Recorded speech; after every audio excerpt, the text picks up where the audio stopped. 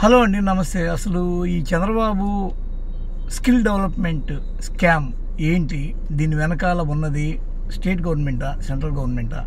అసలు ఇక్కడ ఏం జరుగుతుందని మనం ఒకసారి చూస్తే, ఇక్కడ ఒక పెద్ద ప్రపంచమంతా తెలియని ఒక ఇదేంది అంటే, అసలు దీనికి స్టేట్ గవర్నమెంట్కి ఎలాంటి సంబంధం లేదు. అసలు ఏం జరిగిందని మనం ఒకసారి చూస్తే, సిమెన్స్ అనే ఒక జర్మన్ కంపెనీ స్కిల్ డెవలప్మెంట్ అనే ఒకనొక 3500 పైచిలకు కోట్ల రూపాయల ప్రాజెక్ట్ ఇది. ఆ సిమెన్స్ అనే జర్మన్ కంపెనీతో మన వాళ్ళు టైఅప్ అయ్యి, అంటే ఆ రోజున చంద్రబాబు గవర్నమెంట్ 90% గవర్నమెంట్ దానిలో పెట్టేటట్టు. ఇది స్కిల్ డెవలప్మెంట్ అంటే ఏం లేదు, యువతని తయారు చేసి వాళ్ళకు ఉద్యోగాలు వచ్చి చేయడం. ఒకవేళ వాళ్ళకు ఉద్యోగాలు రాకపోతే వాళ్ళకి నెలకి 2000 ఎంతో ఒక జీవన భృతి, లేకపోతే అదేదో అంటారు కదా స్టైఫండ్ లాంటిది, అలాంటిది ఇవ్వడము అనేది ఈ ప్రాజెక్టు యొక్క ముఖ్య ఉద్దేశంగా నిపుణులు చెప్తున్నమాట. అయితే ఇక్కడ ఏం జరిగిందంటే, సిమెన్స్ అనే ఒక కంపెనీ అనే పాత్ర దీనిలో ఎంతవరకు ఉందా అని చూస్తే అసలు లేదు. ఎవరున్నారు అంటే, ఎవరో సునీల్ అనే ఒక అతను ఉన్నాడట.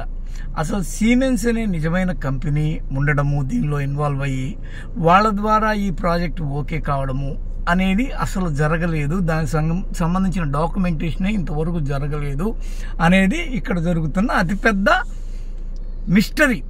ఇది ఎవరికి తెలీదు ఇప్పటి వరకు. నా పేరు లేదు, నేను A1 ఎలా అయ్యాను, FIRలో చంద్రబాబు పేరు లేదు కదా అని ఈ విధంగా పురంధేశ్వరి అనడం, బీజేపీ రాష్ట్ర అధ్యక్షురాలు, జనసేన అధ్యక్షుడు పవన్ కళ్యాణ్ మళ్ళీ అనడం ఏమని, ఆయన్ని అరెస్ట్ చేయడం మేము ఖండిస్తున్నామని.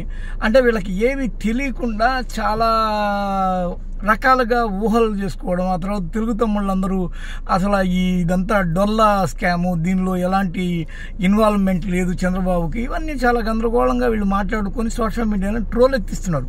అసలు లోపల ఏం జరిగింది అంటే, సిమెన్స్ అనే కంపెనీ పాత్ర లేదు. దాంతో వీళ్ళు 90-10 అంటే 90% వాళ్ళు పెట్టేటట్టు ఈ ప్రాజెక్టులో 10% ఏపీ గవర్నమెంట్ పెట్టేటట్టుగా ఒక అగ్రిమెంట్ జరిగింది అనే దానిలో అగ్రిమెంటు అనే దాని యొక్క పార్టే లేదు. అసలు ఆ సిమెన్స్ కంపెనీ మీరు పోయి అడిగారంటే ఇప్పుడు అది చెప్పలేదంట. ఎందుకు చెప్పలేదు అంటే, దానికి వీళ్ళు అప్రోచ్ కాల, దాన్ని ఊరికే బూచిగా అడ్డు పెట్టుకున్నారు అంతే. సునీల్ అనే ఒకడు వచ్చి దాని తరఫున నేను ఒక ప్రతినిధిగా మాట్లాడుతాను నిలబెట్టాడు అంతే. ఆ అఫీషియల్గా వాళ్ళకి వీళ్ళకి మధ్య ఒక అగ్రిమెంట్ కుదరడం అలాంటివి జరగకపోగా బేసిక్గా ఇలాంటి కంపెనీలతో ఒప్పందం ఏదైనా జరిగితే, ప్రైవేటు గవర్నమెంటు అదే ప్రైవేటు పబ్లిక్ ఆ పాలసీ ప్రకారం ఏదన్నా ఒక అగ్రిమెంట్ జరిగితే ఫస్ట్ ఎక్కువ మొత్తం వాళ్లే డబ్బు ఖర్చు పెట్టుకుంటారు. వాళ్లే పెట్టుకున్నాక అక్కడక్కడ ఇవి మీరు పెట్టాల్సింది కదా, వచ్చి పెట్టండి అన్నప్పుడు మాత్రమే గవర్నమెంట్ పెడుతుంది. కానీ చాలా విచిత్రమైన విషయం ఏంటంటే, ఆ రోజున చీఫ్ సెక్రటరీ, ఆ తర్వాత ఆ రోజున IYR కృష్ణారావు గారు, ఆ తర్వాత ఆ రోజున్న ఫైనాన్స్ సెక్రటరీ, వీళ్ళందరూ కూడా సార్ ఇది బేస్లెస్, ఇది మంత్రిమండలి ఆమోదం లేదు, దీన్ని పోయి మీరు ఎలా మమ్మల్ని ఈ ఫండ్స్ ఓకే చేయమంటారు సార్, 370 crores మాకు సంబంధం లేదు సార్, ఇది మేము అధికారులుగా ఉండి మా ట్రాక్ రికార్డు మీద ఒక మాయన మచ్చలాగా పడుతుంది అని చెప్పి వీళ్ళు అడ్డం తిరిగారంట. లేదు నేను చెప్తాను చేయండి, మీరు ఉండాలనుకున్నారా పోవాలనుకున్నారా చంద్రబాబు మార్కులో కొంత గదమాయించడం, ఏజయ్ నువ్వు నా సర్వెంట్వా నేను నీ సర్వెంట్నా అనే ఒక కోణంలో గద్దించడం. ఎంతైనా సీఎం కదా, ఆయన చెప్పించి చేయాలా, అక్కడ మనుగడ సాధించాలంటే అన్న కోణంలో ఇది చంద్రబాబు గారు చెబుతున్నట్టుగా మీకు ఆ క్లిప్పు వైరల్ అవుతుంది, కావాలని చూడండి. చంద్రబాబు ఆదేశాల మేరకు, ముఖ్యమంత్రి ఆదేశాల మేరకు మేము దీన్ని ఓకే చేస్తున్నాం అని సంతకం పెట్టి ఇచ్చారు వీళ్ళందరూ. ఎవరు? ప్రభుత్వ ఉన్నతాధికారుల వర్గం. ఇప్పుడు ఈ 370 కోట్ల రూపాయలు అలా సూట్ కేస్ డిజైన్ టెక్ అవి ఇవి అని, దీనిలో మళ్ళీ ఒక ప్రధాన పాత్రదారులు ఒక 2-3 ఉంటారు. వాళ్ళెవరు అంటే, శ్రీనివాస్ అనే ఒకడు, ఇంకోటెవడు అంటే రాజేష్ అనే ఒకడు. వీళ్ళంతా ఏంటంటే ఈ మొత్తం స్కాములు వెనుకున్న సాములు వీళ్ళే, కర్ర సాములు.